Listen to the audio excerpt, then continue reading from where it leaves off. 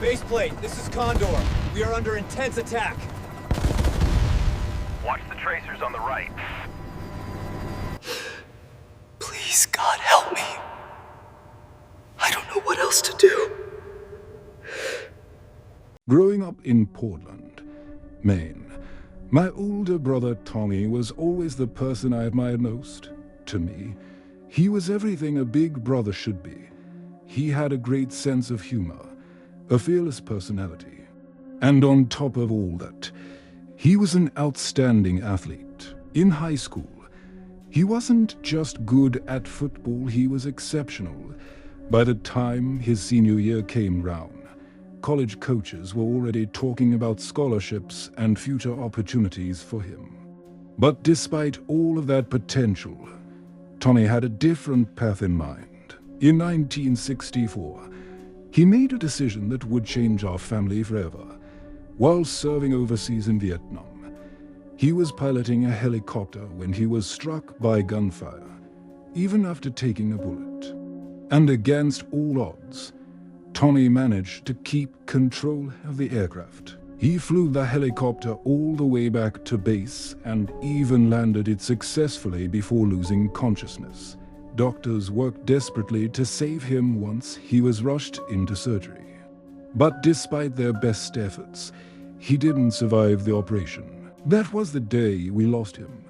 I was only 13 years old when the news reached us, and it shattered our entire family.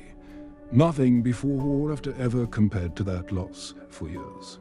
Our home felt hollow and broken. It took nearly 5 long years before we even began to resemble a functioning family again. Just when life finally started to feel somewhat normal, the Vietnam draft entered the picture. I had just turned 18. I didn't have a job, no college enrollment. And that made me a perfect candidate for mandatory military service. When my parents realized how real the danger was, they completely fell apart. My mother nearly lost her sanity at the thought of losing another son to the same brutal war. My father wasn't handling it much better either, even if he tried to stay strong, unlike Tommy, who eagerly volunteered because he dreamed of flying helicopters on Uncle Sam's dime. I wasn't looking for glory or adventure. I wanted to live. Thankfully, there was a possible escape. One of my mother's old friends had connections through her church, and her brother knew someone who could pull a few strings. If everything worked out, I could receive a scholarship to attend an undergraduate program at the University of Maine. The catch was that I would be studying toward the seminary. As long as I was considered a future man of the cloth, I'd be exempt from the draft. The plan was simple: enroll, avoid Vietnam. And once the draft ended, quietly walk away from it all. But something unexpected happened during my studies. Reading scripture and studying the Bible began to heal something inside me. The faith I found helped fill the emptiness that losing Tommy had carved into my soul. So when the time came to leave, I didn't. Instead, I stayed. For me, the church wasn't just about worship, it was about service. Service to God, yes, but also service to people. I eagerly volunteered for a charitable work whenever the opportunity rose. And I naturally gravitated toward places where help was needed most. That desire is what eventually led me to something called the Schoolhouse Project. The Schoolhouse Project had originally been launched in the late 1970s by the Maine Council of Churches. Its purpose was simple but important: to bring Sunday school education to children living in underserved and struggling communities. At that time, there were already active chapters operating in Florida, Oklahoma, and Arkansas. What the council wanted next was to establish a 4th chapter, this one in the state of Virginia, and to my surprise, they wanted me to be the one to lead it. I felt deeply honored by the offer. Without hesitation, I accepted. By late spring of 1977, I packed my belongings and headed south toward the area where Kentucky meets both Virginias. That was where I was supposed to build the next Sunday school program from the ground up. Now, this is the part of the story where I should probably apologize in advance, because some people might take issue with the way I recount certain details. Years ago, I promised a man that if I ever told this story publicly, I would do my best to protect the identities of innocent people, allowing them whatever peace God has granted them for the rest of their lives. So with that promise in mind, I'll say this: I was headed to a small town I'll refer to by the pseudonym Ash, tucked deep within the hollows of Appalachian, Virginia.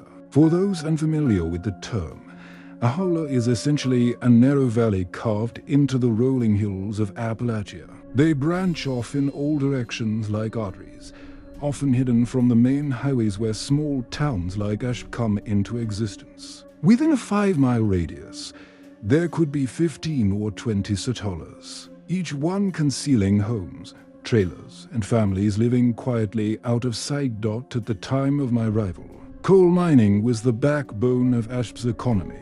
With the oil crisis of the mid-1970s still fresh in people's minds, coal was booming. Jobs were plentiful, and families were moving into the area in droves to work in the mines. Ash's churches could handle the growing adult population just fine. But there was one glaring problem.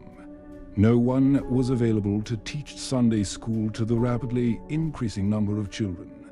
That's where I came in, after renting a small, single-bedroom room at a local boarding house. I began introducing myself to the town's preachers. Once I had their blessing, I got to work with what little I had. I set up a modest tent, gathered a handful of chairs, and brought along a chopper. I fully expected that building a consistent classroom would take time and patience. I was wrong.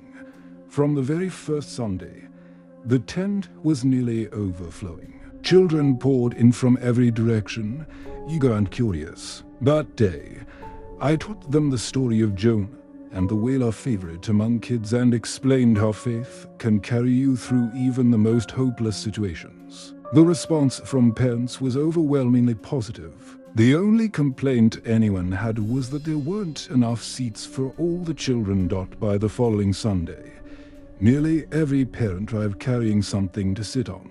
Lawn chairs, folding chairs, stools, anything they could find. And over time, the Virginia chapter of the Schoolhouse Project became a clear success. Ash might have been poor in resources, but it was rich in spirit. Through the children I taught, I met their parents, and through them, I became familiar with nearly everyone in town. Some parents genuinely cared about their kids learning scripture. Others were simply grateful for an hour of peace while they battled hangovers or exhaustion.